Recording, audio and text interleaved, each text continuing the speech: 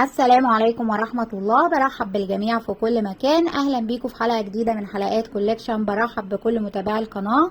النهاردة ان شاء الله زي ما احنا شايفين هنشتغل مقلمة حلوة قوي بشكل القلم من الباترونات والتطبيقات الحلوة جدا والقيمة. ممكن تشتغليها كمان من بواقي الخيوط، يعني هتبقى من المشاريع المفيدة جدا.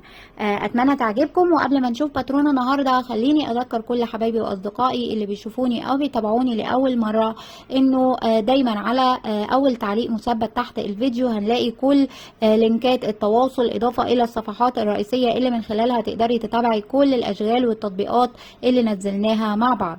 اما دلوقتي خلينا نشوف الادوات وطريقة التطبيق لباترون النهارده. الادوات اللي هستخدمها، هشتغل على خيوط المكرمية الكريستال الفرنساوي الرفيعة. هستخدمها على فتلتين عشان تبقى سميكة شوية، وطبعا هستخدم الوان مختلفة. تقدري تستخدمي على نفس التطبيق اي خامة متوفرة عندك وحابة تشتغلي منها وابرة وتكون مناسبة لسمك الخيط اللي هتشتغلي بيه. على الخيوط دي انا هشتغل بابرة رقم 3.5 ملم. هحتاج لابرة التنظيف المقص ولاي ماركر او علامة عشان نعلم اثناء الشغل. اول حاجة هشتغل من اللون الاسود بالشكل ده كده، وهعمل حلقة بداية عادية خالص. هسحب من الخيط 1 2 وبشد طرف الخيط. بعد حلقة البداية هرتفع بيه 4 غرزة سلسلة، 1 2 3 4. هتجاهل اول 3 سلاسل واروح على الغرزة رقم 4 اللي هي اول غرزة، وهسحب واشتغل غرزة منزلقة. بكده ابقى كونت دايرة صغيرة، وبداية الخيط دي هاخدها معايا على الدايرة بالشكل ده كده. تمام. هرتفع على البداية بسلسلة واحدة، هعتبرها مجرد ارتفاع مش من عدد الغرز بتاعتي. وجوه الدايرة هدخل اشتغل 4 غرزة حشو. هسحب من الخيط بالشكل ده كده، هشتغل من الغرزة البسيطة اللي هي حلقتين وبطلع منها كده الغرزة رقم 1. ويفضل هنا طبعا ان انا احط العلامة بتاعتي لاني هشتغل في دايرة متصلة.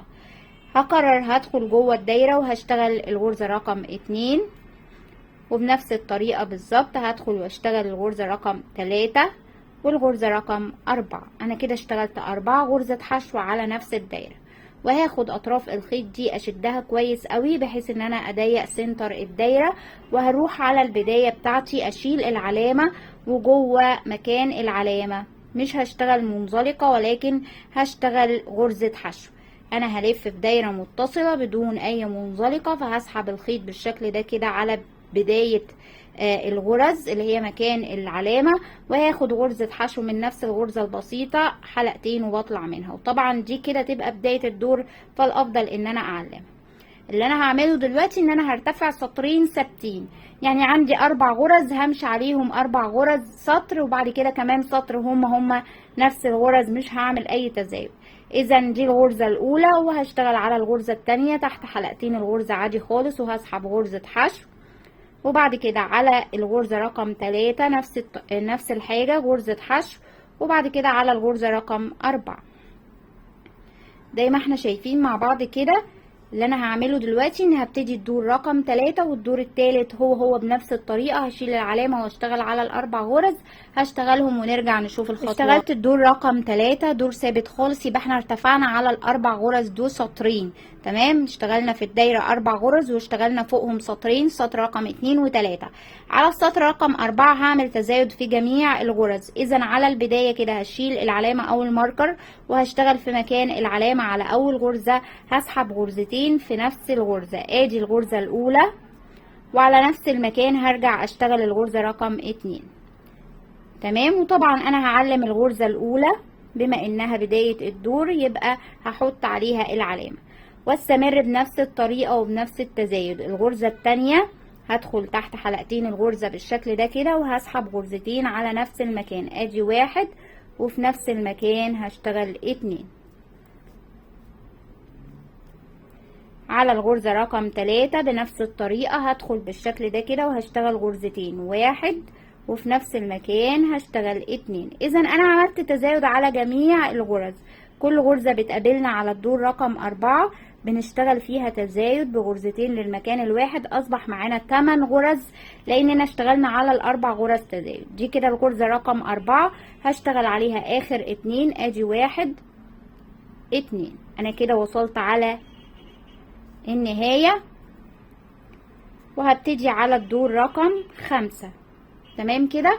الدور الخامس هنشتغله من لون مختلف، فانا هنا كده مش هحتاج اللون ده تاني، هبتدي افصله بالشكل ده ونشتغل السطر اللي جاي من لون جديد. هنبتدي الدور رقم 5. هشيل العلامة او الماركر وهاجي جوه اول غرزة على الدور بالشكل ده كده، واسحب اللون اللي هشتغل منه بحلقة بداية جديدة، وكمان هطلع من حلقة الابرة. يعني انا كده اشتغلت غرزة منزلقة عشان ادخل اللون الجديد. بعد كده هرتفع على البداية بسلسلة واحدة، وفي نفس مكان الارتفاع اللي هي اول غرزة هبتدي اشتغل غرزة حشو. هدخل واشتغل غرزة حشو من نفس الغرزة البسيطة حلقتين وبطلع منها. يفترض ان انا عندي هنا 8 غرز، كل اللي انا هعمله ان انا همشي على الدور الخمسة والستة سطرين ثبات، يعني على كل غرزة غرزة واحدة وبس. اذا عندي 8 غرز هشتغل عليهم 8 غرز على مدار الدور كله. كل غرزة هتقابلنا نشتغل عليها غرزة واحدة وبس بالشكل ده كده. طبعا انا معلمتش بداية الدور لانه لون مختلف، لكن لما هاجي اشتغل السطر اللي جاي اولا مش هشتغل منزلقة، بلف في دايرة مغلقة على طول بحشو جديدة، وفي نفس الوقت بعلم بداية الدور. تمام. فانا هلف بالسطر 8 غرز، وبعد كده هرتفع سلسلة الف كمان 8 غرز، يعني الدور رقم 5 و6 ثابتين، ونرجع نشوف الخط زي ما احنا شايفين مع بعض كده. يبقى انا اشتغلت 5 و6 سطرين ثبات، معايا 8 غرز وارتفعت عليهم. هشيل العلامة، هبتدي السطر رقم 7.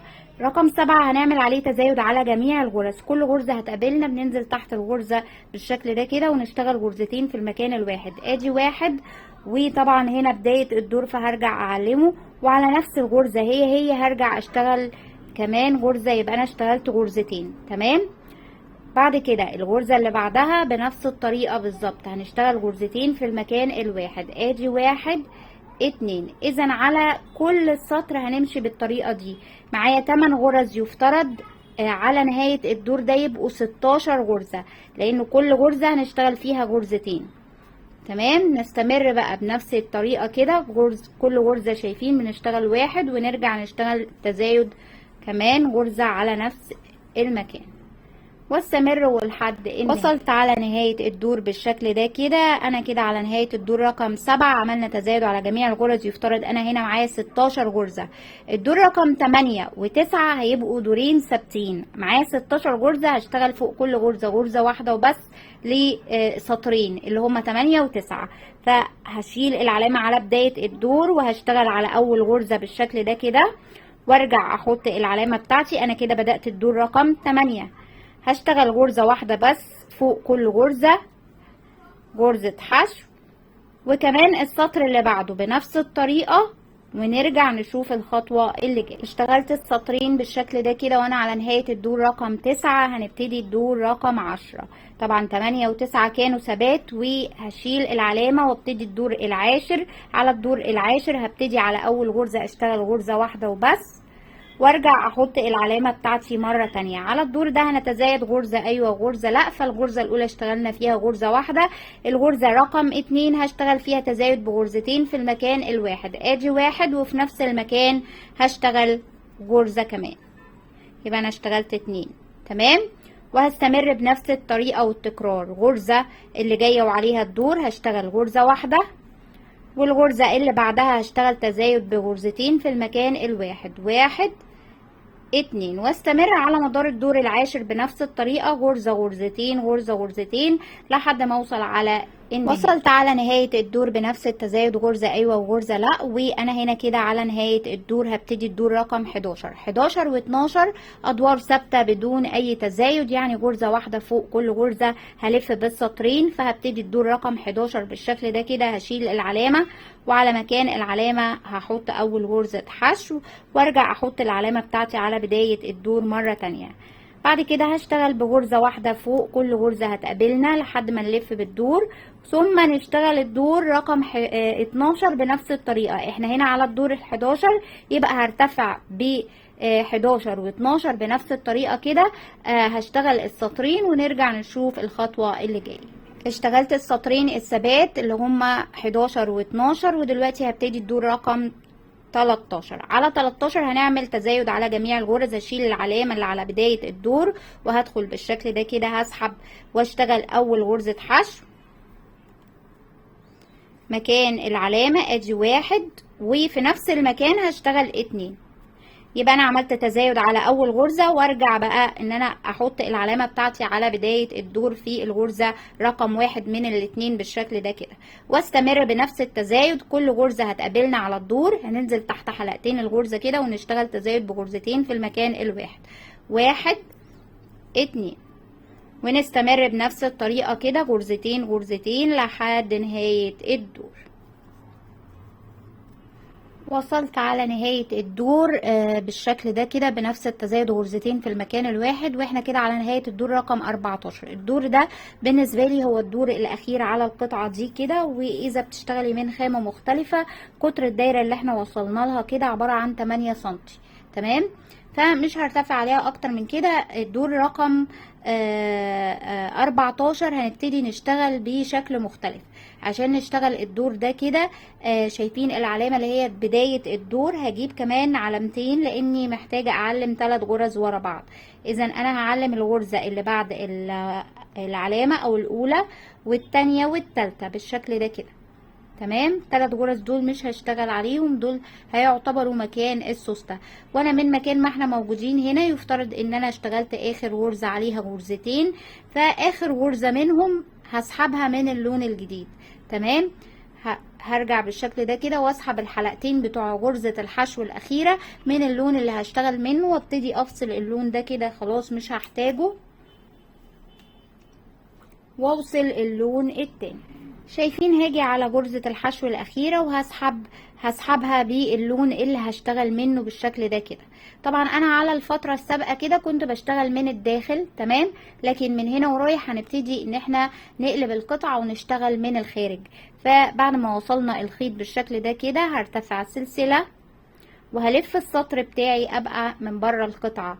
تمام، هاخد الخيط ده معايا بالمرة يختفي على الدور بالشكل ده كده، وهبتدي اشتغل بغرزة واحدة فوق كل غرزة هتقابلها. بدخل تحت حلقتين الغرزة عادي خالص وهسحب الخيط واشتغل من نفس الغرزة البسيطة اللي هي حلقتين وبطلع منها، وهكرر بقى على مدار الغرز كلها لحد ما اوصل على الماركر في الاتجاه التاني. كل غرزة هنشتغل غرزة واحدة وبس بالشكل ده كده لحد ما نوصل للاتجاه التاني. زي ما احنا شايفين مشينا من الاتجاه ده كده لحد ما وصلنا على الاتجاه التاني قبل العلامة اهو. مش هشتغل على الغرز دي. لما بوصل لاخر غرزة بعمل ايه؟ وعلى مدار الادوار اللي جاية كلها هنرتفع بنفس الطريقة. هنفضل رايحين جايين على الجزء ده كده رايح جاي. كل مرة بنوصل للنهاية ناخد سلسلة ارتفاع بالشكل ده كده ونلف السطر بتاعنا ونبتدي نشتغل تاني من الغرزة اللي تحت الابرة على طول. تحت حلقتين الغرزة عادي خالص وبسحب غرزة حشو واحدة فوق كل غرزة. طبعا هبطل اي تزايد وهرتفع كده بالادوار بنفس التكرار. شايفين غرزة واحدة وبس. لما هوصل على الاتجاه التاني هاخد سلسلة ارتفاع ونرجع بالدور مرة تانية وبنفس التكرار بقى هنرتفع بالسطور. شايفين معايا قبل ما ارتفع بالسطور حبيت اوريكم ازاي بندخل الالوان. انا اشتغلت تقريبا 5 سطور من اللون الاسود كده وحابه ادخل لون. انا هنا على نهايه الدور اهو هشتغل اخر غرزه. في اخر غرزه هسحب غرزه حشو عادي خالص وابتدي في غرزه الحشو ان انا اسحبها باللون اللي انا هدخله بالشكل ده كده. على نهايه الدور بشتغل اخر غرزه من اللون الجديد، وطبعا اللون ده خلاص ببتدي ان انا افصل بالشكل ده كده. تمام، هشتغل من اللون الجديد. هرتفع بنفس الطريقة كالعادة بسلسلة واحدة عادي خالص والف السطر بتاعي وابتدي على طول اشتغل من اول غرزة. وممكن اطراف الخيط دي اخدها على الدور تختفي بالمرة من اول غرزة تحت الابرة على طول، واشتغل بقى غرزة حشو واحدة فوق كل غرزة. بكده ابقى دخلت اللون الجديد وهشتغل منه رايح جاي زي ما احنا شايفين كده. هبتدي بقى ان انا ارتفع بالسطور واوزع الالوان ونرجع نشوف الخطوة اللي جاية. ارتفعت بالسطور زي ما احنا شايفين مع بعض كده. ارتفعت لحد ما القطعة اصبحت معايا 16 سنتي. اجمالي عدد السطور دي اصبح 16 سنتي.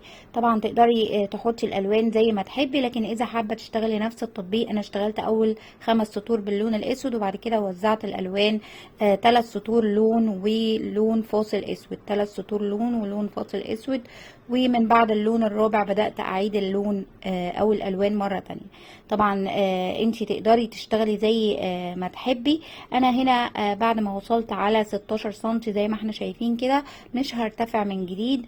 لكن قبل ما نكمل الشغل بتاعنا في خطوتين مهمين جدا. الخطوة الاولى ان احنا هننضف زيادة الخيط دي كلها، هنتخلص منها. والخطوة التانية ان احنا نغلف يعني لو حابة تحطي بطانة هنحطها في المرحلة دي، لكن لو مش حابة يبقى خلاص هننضف الخيوط وتكملي معايا الخطوات اللي جاية.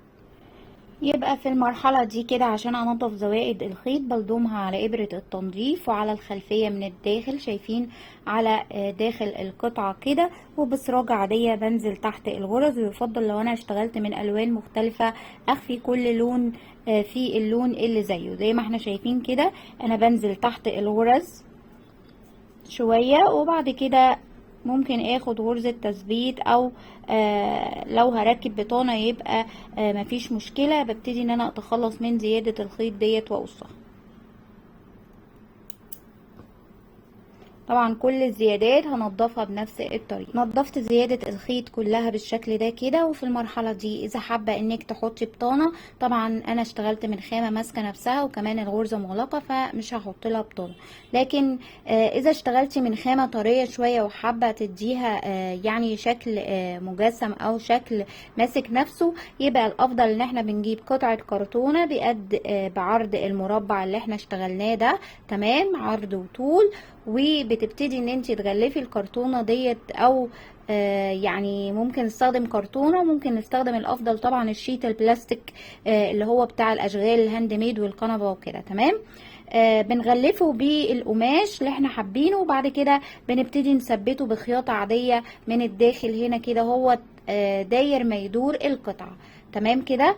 لكن اذا اشتغلنا من خامه ماسكه نفسها زي ما احنا شايفين اهو كده، فخلاص كده كده الغرز مغلقه ومش هيبقى فيه مشكله معايا.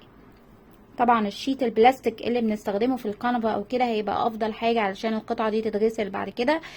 لكن لو مش متوفر زي ما قلت لكم ممكن قطعه كرتونه حتى من بتاعه الكشكول او الكراسه هتنفع، وبتغلفيها وتبتدي يعني تضيفيها على القطعة من جوه كده وتخيطيها، تمام. انا هنا كده بعد ما خلاص خلصنا الشغل بتاعنا سواء تنظيف الخيط او تركيب البطانة او كده، هنبتدي نعمل ايه. احنا هنا هنرجع لحلقة الابرة مرة تانية. انا موجودة على نهاية الدور عادي خالص، فيفترض ان احنا هنرتفع، ولو هنرجع بالدور مرة تانية احنا مش هنرجع، لكن هنوصل القطعتين دول ببعض مرة تانية علشان يبقى القطعة مقفولة بالشكل ده كده فوق وتحت، تمام. احنا بس كنا بنكون مكان السوستة، تمام. احنا هنا سايبين على العلامات 3 غرز، وبالتالي من مكاني هنا كده هعمل ايه، هبتدي ارتفع ب3 سلاسل، 1 2 3 بالشكل ده كده. وبعد كده هروح على الاتجاه التاني، هروح على اول غرزة وهدخل واشتغل غرزة حشو في مكانها الطبيعي تحت حلقتين الغرزة من نفس الغرزة البسيطة حلقتين وبطلع منها. بعد كده اتوصلت معايا القطعتين واصبحت بالشكل ده. يفترض ان احنا نلف بقى في الدايره المغلقه دي بنفس غرزه الحشو اللي اشتغلنا بيها بشكل طبيعي. اذا على الغرزه اللي جايه وعليها الدور على طول تحت حلقتين الغرزه، وهبتدي اسحب غرزه حشو من نفس الغرزه البسيطه كده، غرزه واحده فوق كل غرزه هتقابلنا حلقتين زي ما احنا شايفين وبنطلع منهم، ونبتدي بقى نلف بالدور كله لحد اما نوصل على الاتجاه التاني. لفيت داير ما يدور بالشكل ده كده واصبحت على الاتجاه التاني ووصلت للسلاسل اللي انا وصلت بيها القطعتين. هبتدي اشتغل على السلاسل دي نفسها. بعد ما اشتغلت على اخر غرزة في الاتجاه ده كده هشتغل على ال3 سلاسل عادي خالص. هدخل على اول غرزة بالشكل ده كده واكون نفس غرزة الحشو البسيطة حلقتين وبطلع منها. السلسلة رقم 2 برضو هشتغل فوقها غرزة واحدة وبس، والسلسلة رقم 3 بنفس التكرار هدخل واشتغل غرزة حشو. زي ما احنا شايفين انا بنيت 3 غرز على ال3 سلاسل اللي وصلنا بيهم، واصبح ده كده شكل الغرز. اصبحت غرز زيها زي الدور، وهبتدي ان انا اشتغل بقى غرزة واحدة فوق كل غرزة داير ما يدور الدايرة دي. هنرتفع بكام دور، تمام. بنفس الطريقة كده كل اللي احنا هنعمله ان احنا بنلف في دايرة مغلقة عبارة عن غرزة حشو واحدة فوق كل غرزة كده. حتى على السلاسل اصبحت غرز عادية. همر عليها بشكل طبيعي والف، هرتفع بكام دور ونرجع نشوف الخطوة اللي اشتغلت 3 سطور من بعد السلسلة بالشكل ده كده. بعد ما بنمر بالسلسلة للمرة الثالثة من فوق هتبقى قافلة. فين القفلة؟ على اول غرزة من بعد السلاسل على طول. طبعا احنا لفينا بدايرة مغلقة تمام. فانا هنا كده اشتغلت 3 سطور، وبعد ما لفيت المرة الثالثة على السلسلة كده هقفل على اول غرزة هتقابلني غرزة منزلقة. بسحب الخيط واطلع من الحلقة اللي على الابرة وهرفع الخيط وابتدي ان انا اقصه. بكده نبقى نهينا القطعة دي كده، ونبتدي نشتغل الدايرة اللي هنقفل بيها الطوب من فوق هنا.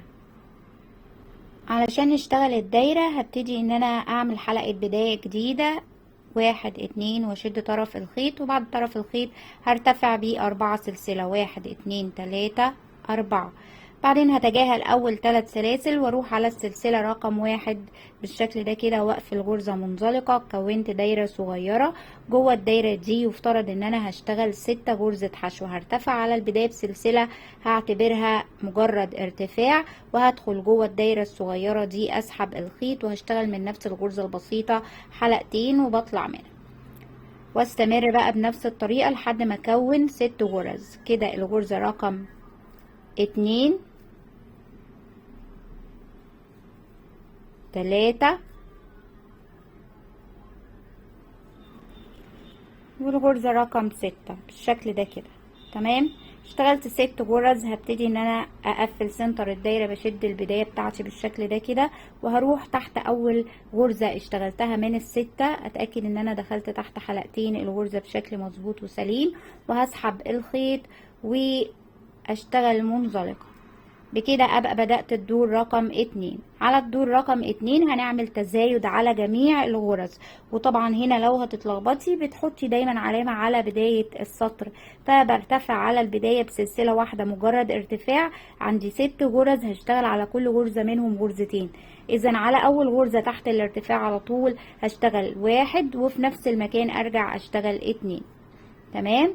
وزي ما قلنا ممكن نعلم اول غرزة علشان ما نتلخبطش. هاجي على الغرزة رقم 2 واستمر بنفس التكرار. على كل غرزة هشتغل غرزتين 1 2، وهمر على الدور كله بنفس الطريقة كده. يبقى معايا على النهاية 12 غرزة.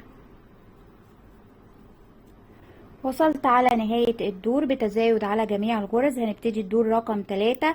انا علمت الغرزة الاولى اهي، هشيل العلامة بتاعتي وهنزل تحت الغرزة الاولى هشتغل غرزة منزلقة. بكده نبقى نهينا الدور، وهرتفع سلسلة مجرد ارتفاع وارجع على نفس الغرزة واشتغل اول غرزة حشو على الدور رقم 3. فهبتدي ان انا اعلم الغرزة الاولى بالشكل ده كده تمام. وعلى السطر رقم 3 هنتزايد غرزة ايوه وغرزة لا. اذا على الغرزة الواحدة او الاولى اشتغلت واحدة، يبقى على الغرزة رقم 2 هشتغل تزايد بغرزتين في المكان الواحد 1 2. وهكرر بقى على مدار الدور كله. الغرزة اللي بعد كده هشتغلها غرزة واحدة وبس، والغرزة اللي بعد كده هشتغلها غرزتين 1 2، واستمر بنفس التزايد ده كده غرزة غرزتين غرزة غرزتين لحد نهاية الدور. وصلت على نهاية الدور بنفس التزايد. هشيل العلامة وابتدي الدور رقم 4. هشتغل مكان العلامة غرزة منزلقة وانهي الراوند بالشكل ده كده. وبعد كده هرتفع على الدور الجديد بسلسلة مجرد ارتفاع، وهشتغل مكان الارتفاع في اول غرزة على طول تحت الابرة هشتغل اول غرزة حشو، وارجع احط العلامة بتاعتي من جديد. وعلى الدور رقم 4 هنتزايد كل تالت غرزة. ده معناه ان هشتغل 2 فردي التالتة تزايد. اذا على الغرزة الاولى اشتغلنا غرزة واحدة وبس، الغرزة رقم 2 برضو هشتغل غرزة واحدة وبس، يبقى انا اشتغلت 2 فردي. على التالتة هعمل تزايد بغرزتين في المكان الواحد. اجي 1 وارجع على نفس الغرزة هي واشتغل 2. اذا بنفس الطريقة بقى هشتغل الغرزة اللي جاية غرزة واحدة وبس، الغرزة اللي بعدها غرزة واحدة وبس، يبقى اشتغلت 2 فردي. والتالتة هشتغل تزايد بغرزتين في المكان الواحد 1 2، وهمر على الدور كله بنفس الطريقة تزايد كل تالت. وصلنا على نهاية الدور تزايد كل تالت غرزة. وهنا هبتدي الدور رقم 5. هشيل العلامة وهبتدي اشتغل مكان العلامة كالعادة بالشكل ده كده غرزة منزلقة وارتفع سلسلة، وفي نفس المكان هشتغل اول غرزات حشو. هرجع احط العلامة بتاعتي على بداية الدور مرة تانية، وعلى الدور ده هنتزايد كل رابع غرزة. كنا على الدور السابق بنتزايد كل تالت غرزة، ومن هنا ورايح هنمشي بنفس التسلسل كده، بنمشي تزايد كل رابع غرزة، كل خامس غرزة، كل سادس غرزة، لحد ما الدايرة دي تكبر معايا. اذا انا اشتغلت غرزة واحدة وبس على بداية الدور. الغرزة رقم 2 هشتغل فيها غرزة واحدة وبس، والغرزة رقم 3 غرزة واحدة وبس. اذا اشتغلت 3 فردي. الرابعة هعمل تزايد بغرزتين في المكان الواحد. ادي 1 2، وبنفس الطريقة هستمر 3 فردي، الرابعة تزايد، ولحد نهاية. وصلنا على نهاية الدور. هنبتدي الدور رقم 6، وهشيل العلامة واحط مكان العلامة غرزة منزلقة، ارتفع سلسلة، وعلى نفس المكان بشتغل اول غرزة حشو، وارجع اضيف العلامة بتاعتي مرة تانية. كده هنبتدي الدور رقم 6 بتزايد كل خامس غرزة. كنا على الدور السابق بنتزايد كل رابع، يبقى على الدور ده كل خامس غرزة. اذا بشتغل 4 فردي، يبقى انا اشتغلت على اول غرزة غرزة واحدة وبس، على الغرزة رقم 2 غرزة واحدة وبس، 3 غرزة واحدة وبس، 4 غرزة واحدة وبس. كده اشتغلت 4 فردي. على الخمسة هنعمل تزايد بغرزتين في المكان الواحد. ادي 1، وعلى نفس الغرزة هي ارجع اشتغل 2. اذا بنفس التسلسل كده، تزايد كل خامس غرزة ولحد النهاية. وصلت على النهاية بنفس التزايد كده، وفي النهاية هشيل العلامة وهحط مكان العلامة غرزة منزلقة. وهنا كده نبقى وصلنا على قطر الدايرة المناسب. المفروض ان احنا بنشتغل نفس قطر الدايرة اللي يناسب حجم المقلمة اللي اشتغلناها كده. تمام.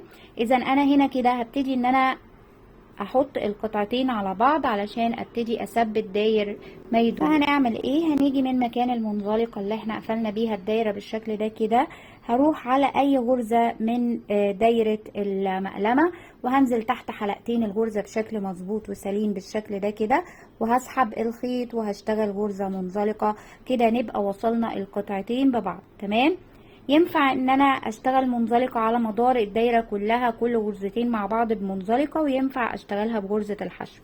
انا هشتغلها بغرزة الحشو. اذا على هاخد سلسلة ارتفاع من بعد المنزلقة كده، وهنزل في نفس الغرزة، واخد نفس الغرزة اللي انا دخلتها منزلقة، وهسحب الغرزتين مع بعض بالشكل ده كده، وهشتغل غرزة حشو من الغرزة البسيطة نفسها اللي كنا بنشتغلها حلقتين وبنطلع منها.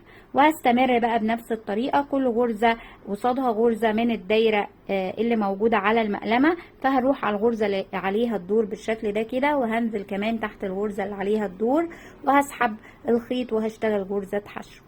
وهستمر بنفس الطريقة، غرزة مقابل غرزة من الاتجاه ده، وغرزة من الاتجاه ده بالشكل ده كده، وهاخد غرزة حشو.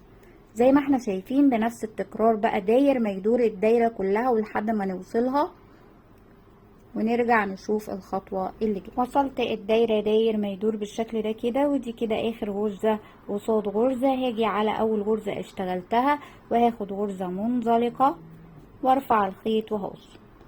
وطبعا هنضف زيادة الخيط. وفي المرحلة ديت ببتدي بقى ابرة وخيط عاديين خالص، واثبت السوستة اللي هستخدمها على مكان القفل. الاول بثبتها على النهاية هنا، وبعد كده ببتدي ان انا اثبتها على الاتجاهين، طبعا بخياطة عادية خالص ومن الخيط العادي. تمام. هفتح السوستة بالشكل ده كده، وابتدي بقى على كل جنب من، طبعا انا ثبتها هنا الاول. تمام. وابتدي بقى على كل جنب من الجوانب كده بخياطة عادية، امشي لحد اما اثبت الاتجاهين.